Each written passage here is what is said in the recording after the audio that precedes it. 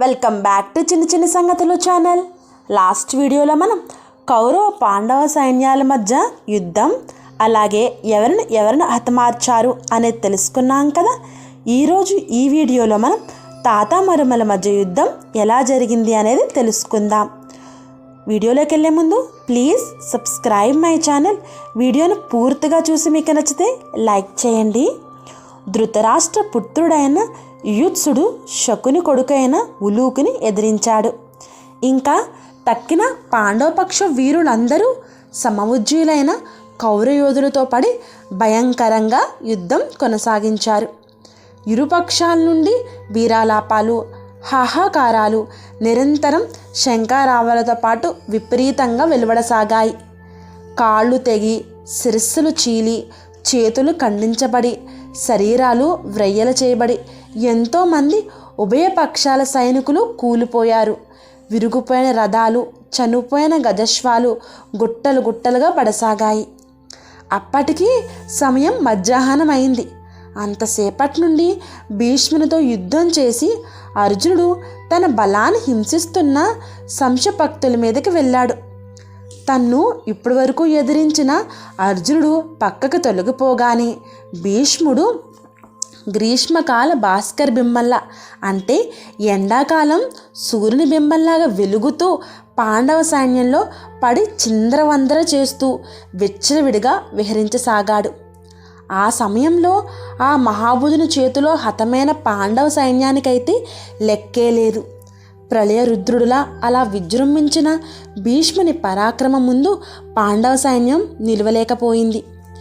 వీరులైన రాజులు ఎందరో ఎదురు నిలిచి భంగపడి పక్కకు తొలగిపోయారు. భీష్ముడు కేకయరాజుల సైన్యం అంతటినీ కూడా కొంచెం సేపట్లోనే పీనుగుట్టలు చేసేశాడు భీష్ముడు. పాంచాలరాజు సైన్యాల్ని నూరమాడాడు. చూడడానికే వీలు కానంతటి పరాక్రమ తేజస్సుతో పాండరాజు పుత్రుల సైన్యానికి భయోద్వేగాలను కలిగిస్తూ ఆ మధ్యాహ్న సూర్యునిలాగే తను వెలుగసాగాడు. భీష్ముడు అలా వీర వినోదియ విజృంభించడం చూసి ధర్మరాజు తెల్లబోయాడు. వెంటనే ఆ మహారాజుకి కన్నుల పండుగ చేస్తూ తమ బలాన్ని ఉద్యోదిస్తూ శౌర్యరాశి అయిన అభిమన్యుడు అశనిపాతాల వంటి శరాజాలతో భీష్ముని ముంచి తేల్చుతూ రెండు పక్షాల సైనికులు పొగుడుతుండగా పరాక్రమంతో భీష్ముని ఎదిరించి ముందుకు రానివ్వకుండా నిలువరించగలిగాడు. నూనుగు మీసాల నూతన యవ్వనంతో వెలుగుతున్న ఆ వీరసుందరుని శరాసందర నైపుణ్యాన్ని, సాహసాన్ని మెచ్చుకుంటూ భీష్ముడు రెట్టించిన బలశౌర్యాలతో ఆ బాలవీరునిపై అనగా అభిమన్యునిపై విజృంభించాడు. తన ముద్దులు కొడుకు భీష్ముని ఎదిరించి తన సైన్యాలకు సంరక్షణ కలిగించగానే ధర్మరాజు పొంగిపోయాడు. ఒక వంక శత్రు సైన్యాలను చీల్చి చెండాడుతూనే మరో వంక కుమారుని విలువిద్యా నైపుణ్యం చూస్తూ మురిసిపోసాగాడు ధర్మరాజు. భీష్మునికి సాయంగా నిలిచిన శల్యుణ్ణి 5 బాణాలతో అక్కడి నుండి పరిగెత్తించాడు అభిమన్యుడు. ఒక్క బాణంతోనే కృపాచారుని విరుదుని చేసివేశాడు. బల్లెం గురు చూసి విసిరి దురుముకుని రథసారథి సమేతంగా గుర్రాలను నేలకు కూల్చి పారేశాడు అభిమన్యుడు. కృతవర్మను టాంకార ధ్వనితోనే అక్కడి నుండి తొలగింపచేశాడు. వివిశంతి ధనుస్సును ఒక్క దొడ్డనారసంతో అడ్డదిడ్డంగా చెక్కలు చేసి పారేశాడు. అలా ఒకే కాలంలో అద్భుత విక్రమాన్ని ప్రదర్శించి ఒకేసారి ధనుస్సుకు 9 బాణాలు తొడిగి భీష్ముని పక్షం నాటేటట్టు వేశాడు, అనగా గుండెల మీదకి వేశాడు.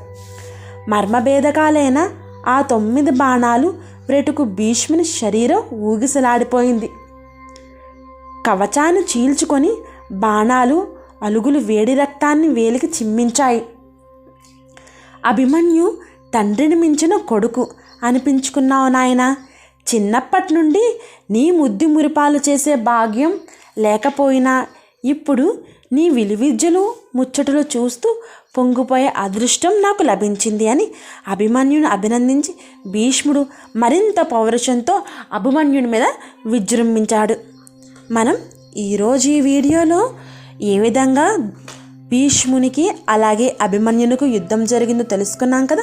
వీరిద్దరి మధ్య ఇంకా అద్భుతమైన యుద్ధం జరిగింది. దాని గురించి మనం రేపటి వీడియోలో తెలుసుకుందాం. రేపటి వీడియోలో మనం అభిమన్యుని పరాక్రమం చూసి దేవతలు సైతం పుష్పవర్షం కురిపించి దైవదుందుబులు మ్రోగించారు. దాని గురించి ఇంకా మొదటి రోజు కురుక్షేత్ర యుద్ధం ఎలా ముగిసిందో తెలుసుకుందాం. ఈ వీడియో కనుక మీకు నచ్చినట్లయితే ప్లీజ్ లైక్